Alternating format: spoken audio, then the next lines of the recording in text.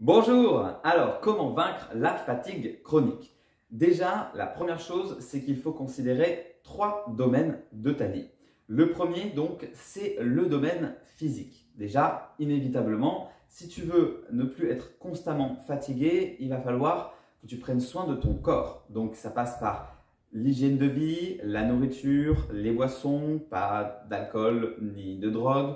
Évidemment, avoir un bon rythme de sommeil et avoir un sommeil réparateur, dormir suffisamment. Mais attention, ne pas dormir trop non plus parce que contrairement à ce qu'on peut penser, dormir trop, eh bien, c'est aussi négatif que dormir pas assez.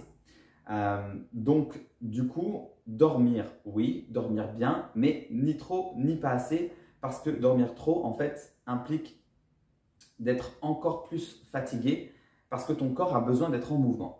Donc, justement, pratiquer aussi une activité physique, etc., etc. Je ne vais pas rentrer trop dans les détails, je ne suis pas spécialisé dans ce domaine, mais évidemment, forcément, il fallait en parler quand même. Le domaine physique, c'est hyper important, c'est la base parce que nourrir ton corps correctement dans tous les sens du terme, donc que ce soit parce que tu manges correctement, mais aussi parce que tu dors correctement, c'est te permettre en fait de retrouver ton énergie naturelle, vitale, qui du coup n'est pas normalement un être humain qui est en permanence fatigué. Maintenant, le point sur lequel je voulais évidemment qu'on s'attarde beaucoup plus, c'est le deuxième domaine qui est le domaine donc émotionnel. Alors l'émotionnel, je vais aller tout de suite dans le vif du sujet. Évidemment, quand on pense à l'émotionnel, on pense aux relations, donc on va en parler. Bien sûr que oui, c'est important d'avoir ce que j'appelle un entourage affectif nourrissant. Alors l'entourage affectif, c'est du coup la globalité de toutes les fréquentations qui composent ton entourage. Donc c'est évidemment ta famille, tes amis moins proches, ton partenaire de vie par exemple, si tu en as un, ou tes partenaires d'ailleurs, si tu en as plusieurs, tes collègues aussi, dans ton environnement de travail si tu en as, mais aussi tes voisins, toutes les personnes en fait que tu côtoies plus ou moins régulièrement et qui nourrissent donc ton environnement, ton entourage affectif. Évidemment, pour que cet entourage soit nourrissant, il faut qu'il fonctionne dans les deux sens. Ça veut dire que tu dois aimer les personnes que tu côtoies régulièrement et tu dois te sentir aussi aimé et valorisé par ces personnes-là. Si ça ne marche que dans un sens, quel qu'il soit, que ce soit toi qui aimes la personne mais qu'il n'y ait pas de réciprocité, ou alors que ce soit les personnes qui t'aiment mais que tu ne les apprécies pas plus que ça va inévitablement engendrer des déséquilibres dans ton estime de toi et donc ça ne va pas nourrir de manière saine l'entourage qui te compose et du coup ça ne va pas nourrir ton besoin émotionnel d'être aimé et accepté et aussi valorisé tel que tu es. Donc pour cela, bien évidemment, il faut choisir les fréquentations qui t'entourent, quelles qu'elles soient, même s'il s'agit de personnes de la famille n'est pas forcément censée être, on va dire, une fréquentation obligatoire dans ta vie parce que c'est la famille et qu'il y a l'hérédité et qu'il y a la génétique. Tu es libre aussi de te détacher de certaines personnes de ta famille si ces personnes-là sont vraiment toxiques pour toi. Il faut bien que tu en aies conscience. Ne te sens pas responsable, ne sens pas une culpabilité vis-à-vis de la famille et considère vraiment n'importe quelle personne qui compose ton entourage comme étant des personnes en fait que tu choisis librement parce qu'il y a une réciprocité, que les besoins émotionnels sont comblés dans les deux sens et dans ce cas-là, du coup, ça te nourrit réellement. Donc ça, évidemment, c'est pour la partie relationnelle, mais les besoins émotionnels ne sont pas nourris uniquement que par l'entourage et c'est très important d'en prendre conscience. Parce que toi aussi, tu fais partie de cet entourage émotionnel. Toi, dans les deux sens. Ça veut dire dans le sens interne et dans le sens externe. Dans le sens interne, ça veut dire est-ce que toi déjà tu t'aimes? Cultiver l'amour de soi en dépit de est-ce que mon entourage m'aime, c'est primordial pour développer du coup le côté émotionnel de ta vie et le besoin de se sentir aimé. Parce que de toute façon, attention, même si tu es aimé par énormément de personnes autour de toi et que tu les aimes aussi, si tu n'as pas développé un minimum d'amour envers toi-même, ça ne tiendra pas sur le long terme. Parce que, attention, personne ne peut combler le manque affectif au fond de toi que tu ressens à part toi-même. C'est d'ailleurs justement dans cette logique en général que la plupart des personnes se confondent dans la dépendance affective et prennent ça pour de l'amour. Ce n'est pas de l'amour quand on est dépendant affectif de quelqu'un et quand on attend que cette personne nous aime pour combler tout l'amour que nous-mêmes, nous ne sommes pas capables de nous apporter. En plus de ça, en s'aimant soi-même, on aime réellement du coup aussi les autres, puisque justement en s'aimant et en s'acceptant avec nos défauts et nos qualités, on est d'autant plus tolérant et aimant envers les autres. Et après, c'est un cercle vertueux, puisque en aimant aussi véritablement les autres, ils nous le renvoient. Donc, en ce qui concerne les besoins émotionnels par rapport à soi de manière interne, développer l'amour de soi.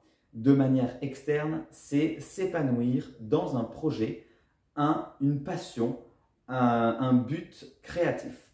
Et vraiment, le mot créatif doit retenir toute ton attention. C'est grâce à la créativité que tu nourris un besoin émotionnel en toi, le besoin de création, mais aussi le besoin d'épanouissement, le besoin d'amusement, et tout ça donc bien évidemment sans pression, d'accord ? Donc l'idée c'est que même si par exemple la course c'est une de tes passions, ça peut en faire partie, mais il faut vraiment que ce soit dirigé dans un but vraiment d'épanouissement et qu'il n'y ait aucune pression, aucun objectif à atteindre.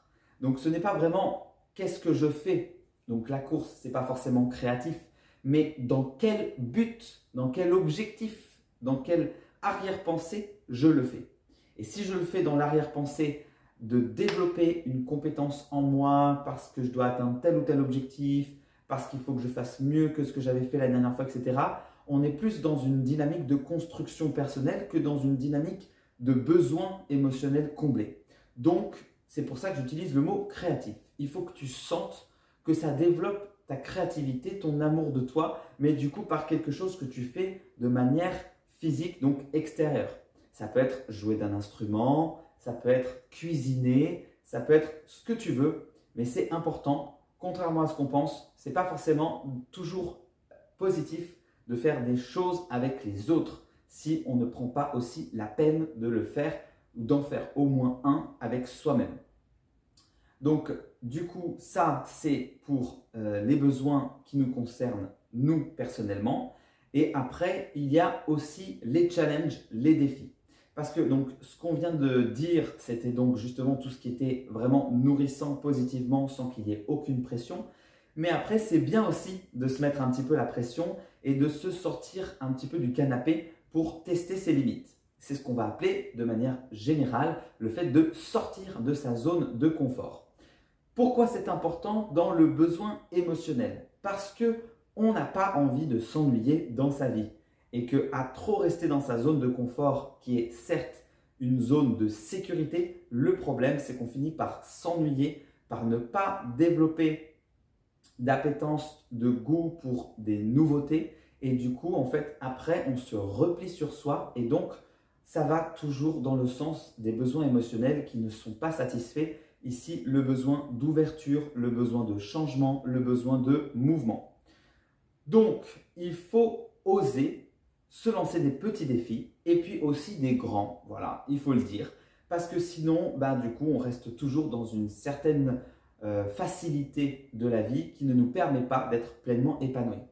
Mon conseil commence toujours par des défis quand même qui sont petits pour ne pas te mettre la pression et ne pas te dégoûter des défis. Le but, c'est au contraire de te donner quand même envie, même si les défis, c'est un peu difficile, forcément, c'est quand même de te donner envie de les réaliser. Et puis, à travers ça, c'est aussi de t'entraîner à ne plus avoir autant peur des choses en toi-même te donnant des peurs à surmonter. Ensuite,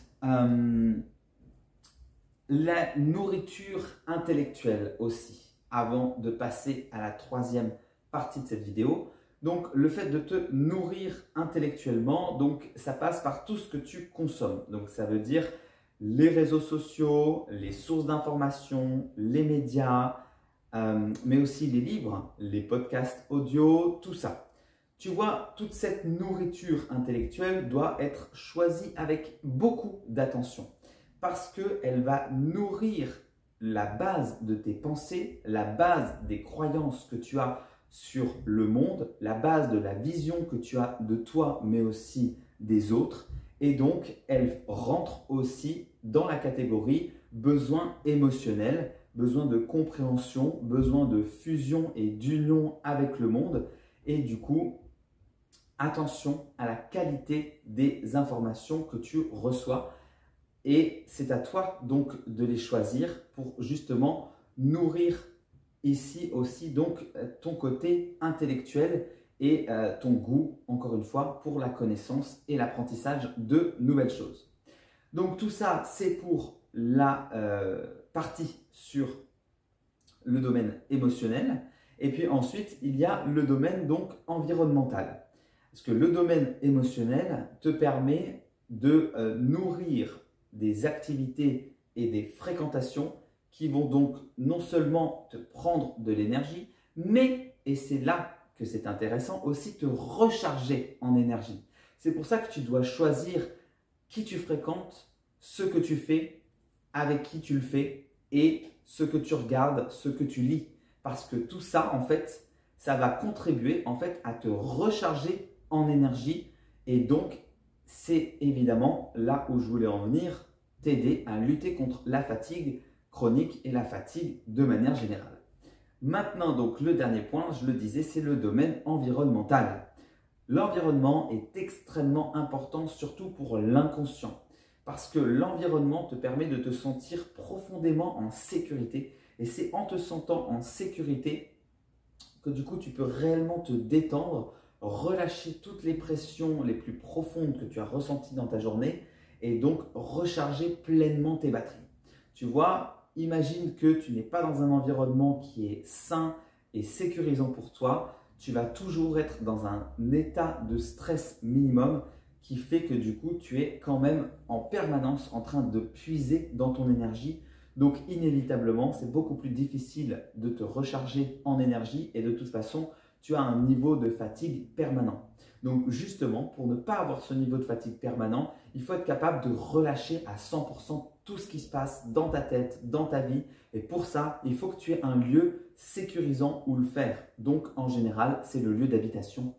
Donc, pour ça, il faut que ton lieu d'habitation te corresponde. Pour certains, ça va être d'être en ville. Pour d'autres, ça va être d'être en nature. Je te conseille quand même d'avoir un environnement où tu es près de la nature, où tu peux en tout cas y aller rapidement, ou alors tu as un petit jardin, parce que de toute façon, ça a été prouvé scientifiquement que d'être proche de la nature, c'est hyper bon pour faire réduire le rythme cardiaque, baisser le taux de cortisol et donc inévitablement réduire aussi le stress.